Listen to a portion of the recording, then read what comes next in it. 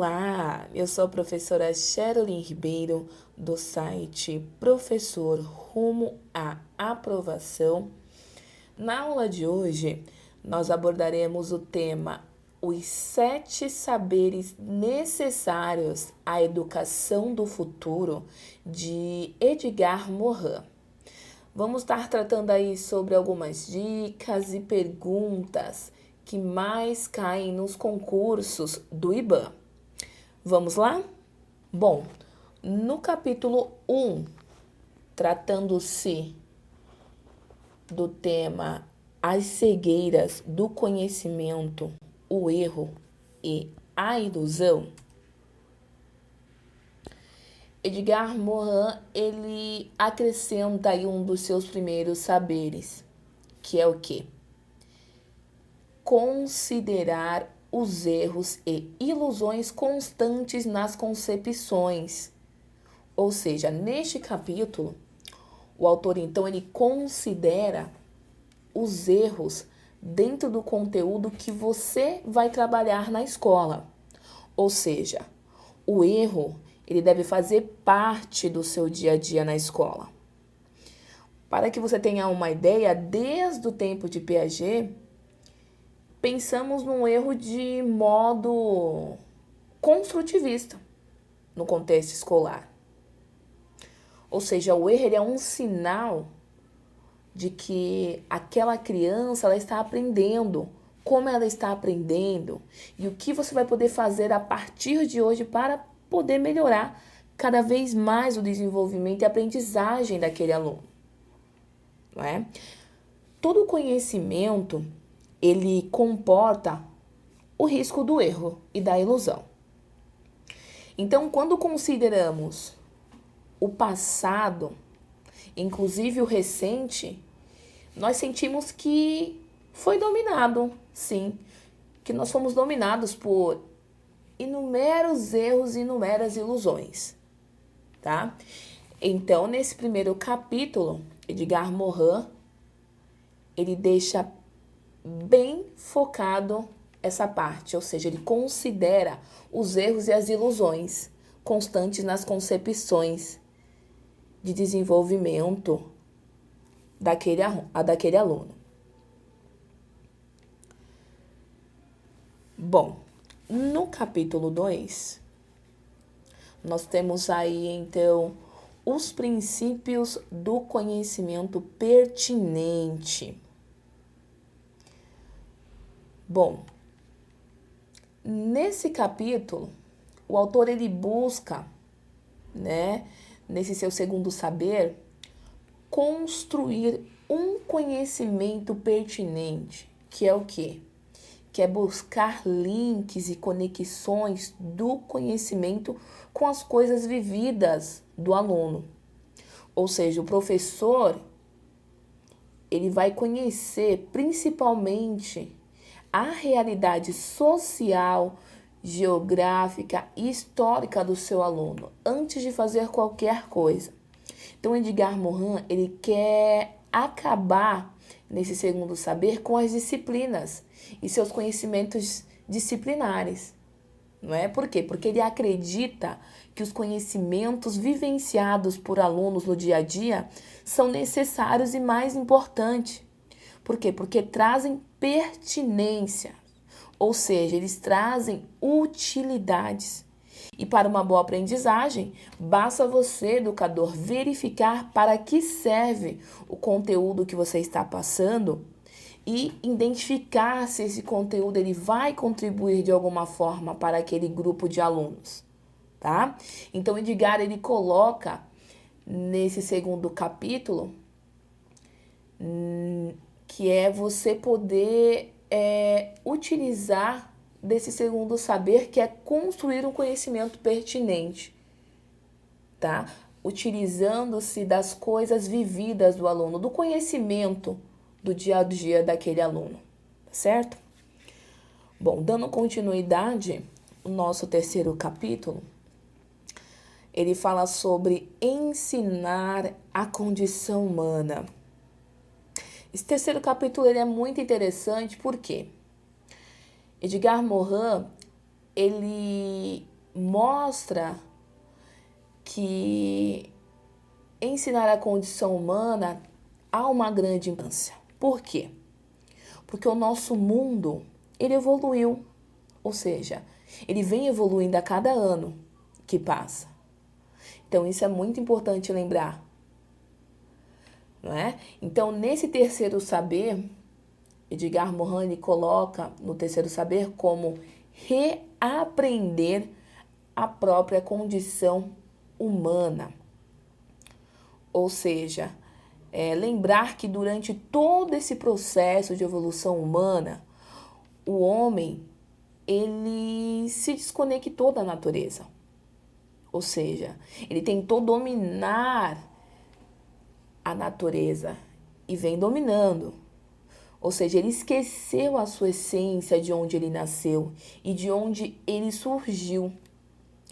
Então, não é necessário retomar essa conexão. Para quê? Para que ele reaprenda a conviver com a própria existência de autoridade, de resiliência. Isso é necessário para que eles consigam reaprender a nossa própria condição humana, não é? Para que eles possam desenvolver atividades mostrando o processo de evolução da humanidade. Ou seja, você, educador, você tem que conscientizar o aluno nesse mundo desconecto e mostrar o quanto tudo ao seu redor evoluiu e continua a evoluir. Então, nesse terceiro saber, ele coloca como a opção de reaprender a própria condição humana, tá? Bom, agora no capítulo 4, o mesmo fala em ensinar a identidade terrena. Ensinar a identidade terrena, nesse quarto saber, significa reconhecer a nossa própria identidade terrena. Ou seja, para que você tenha uma ideia, fala-se muito em trabalhar o meio ambiente. Fala-se muito em sustentabilidade. Mas, na realidade, a prática dentro da sala de aula, ela continua a mesma. Vou citar um exemplo para você. Plantar um feijão no algodão. Nesse capítulo, o autor, Edgar Morin, ele acredita que na importância de conscientizar os alunos sobre o meio ambiente e sobre a sustentabilidade, é importante você levar para a sala de aula assuntos que envolvem o aluno nesse processo de conscientização na prática. Tornando o quê? Tornando esse educando capaz de compreender que dependemos da natureza para viver. E você, educador, trabalha com esse desenvolvimento de atividade em sala de aula, você vai trabalhar aí o dia a dia do aluno, com base em sua postura desses alunos. E com isso você vai fazer o quê? Você vai estar aderindo a uma consciência sustentável para esse aluno. Ou seja, ele vai começar a ser uma pessoa mais crítica. Ele vai querer se beneficiar dessa sustentabilidade, tornando o mundo melhor. Então, para Morin, ele acredita que, na prática, o aluno ele consegue criar, a partir dessas atividades práticas dentro da sala de aula, o aluno ele consegue criar amor pela natureza. E esse amor, professores, ele é muito mais importante do que você fazer um projeto na sala de aula, não é?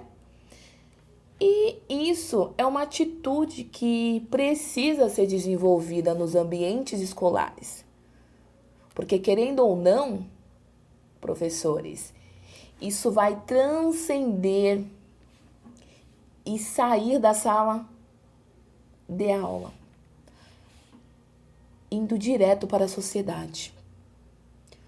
Ou seja, isso vai tornar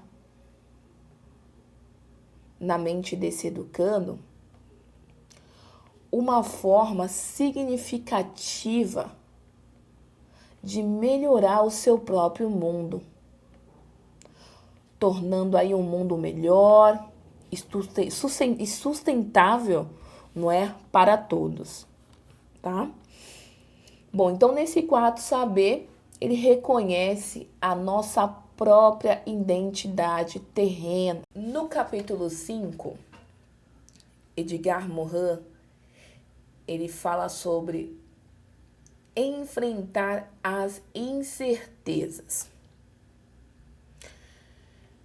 Nesse quinto saber, para Edgar Morin, enfrentar as incertezas seria aprender a enfrentar essas incertezas.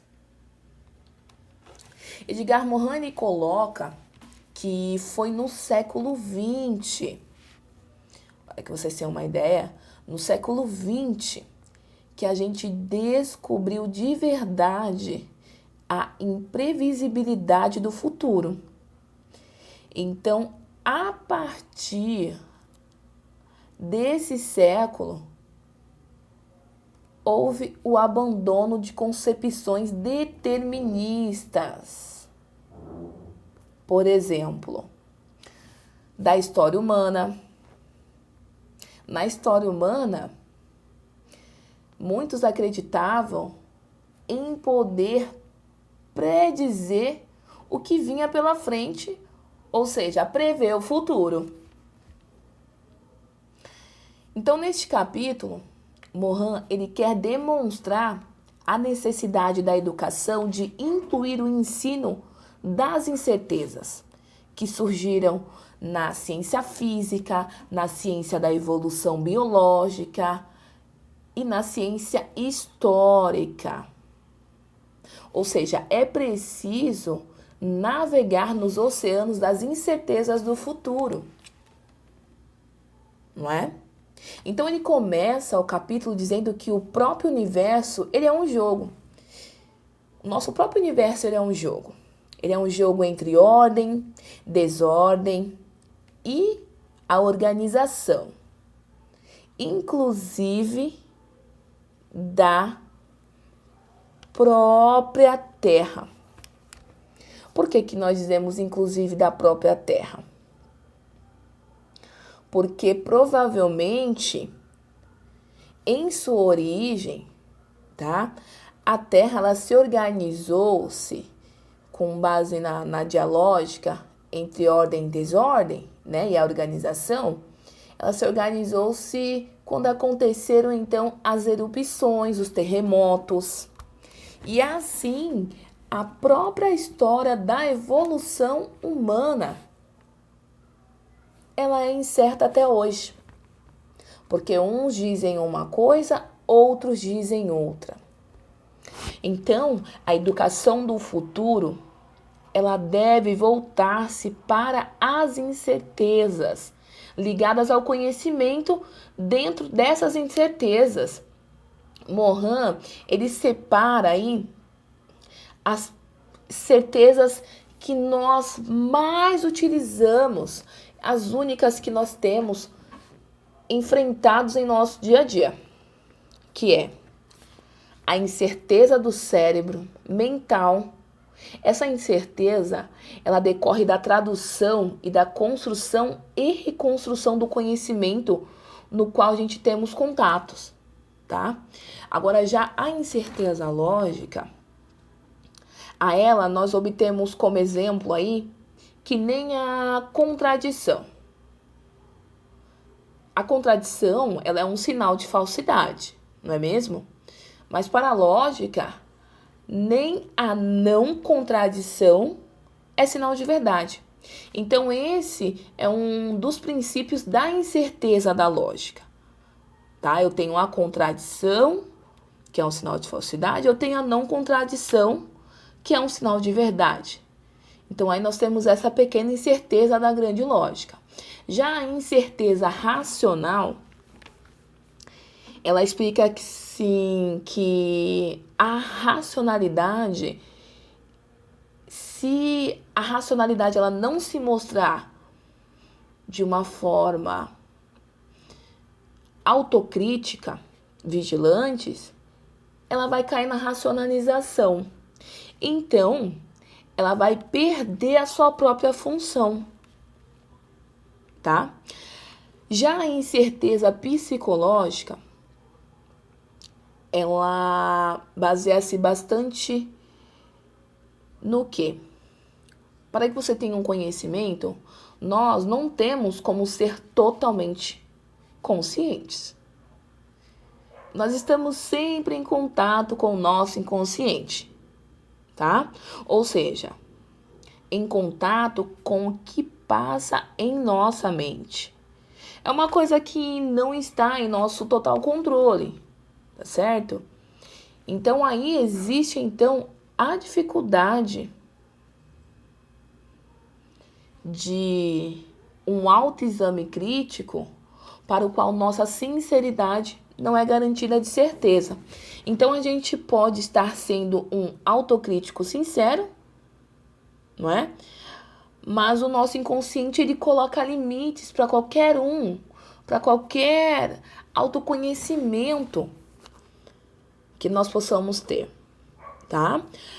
Agora a nossa incerteza do real. A incerteza do real, ela se baseia-se nas ideias. São as ideias e teorias que podem traduzir aí a realidade de modo errôneo, tá? Então, a nossa realidade, ela não é outra senão a nossa ideia da realidade. Ou seja, é o que a gente imagina estar vendo. É o que a gente está tendo como ideia. Então, é preciso aprender a saber interpretar a realidade. E também a incerteza do conhecimento, tá? Por quê? Porque toda ação feita a longo prazo, a gente não tem como prescrever o que vai acontecer no final. Então, aí vem os imprevistos e as incertezas, tá certo? Então, nesse capítulo, no capítulo 5, Edgar, ele coloca aí como quinto saber, aprender a enfrentar as incertezas. Bom, no capítulo 6, nós temos aí ensinar a compreensão. Quando se tratamos em ensinar a compreensão, tratamos-se nesse nosso sexto saber em ensinar a compreensão por meio do diálogo e do entendimento. Então, para Mohan, ensinar a compreensão por meio do diálogo e do entendimento, abrir um canal do diálogo na sua sala de aula com o seu aluno. Ou seja, o ser humano, ele tem um artefato fundamental que é a linguagem, né? E muitas vezes ele não utiliza. Então, esse grande artefato que ele tem para se comunicar com o outro, ele perde muitas oportunidades nessa falta de comunicação. Então, educadores, trabalhar na sala de aula com o diálogo, abrir o diálogo entre os alunos e professores, professores e professores, professores e família, professores e gestão, professores e funcionários da escola, crianças e crianças, enfim.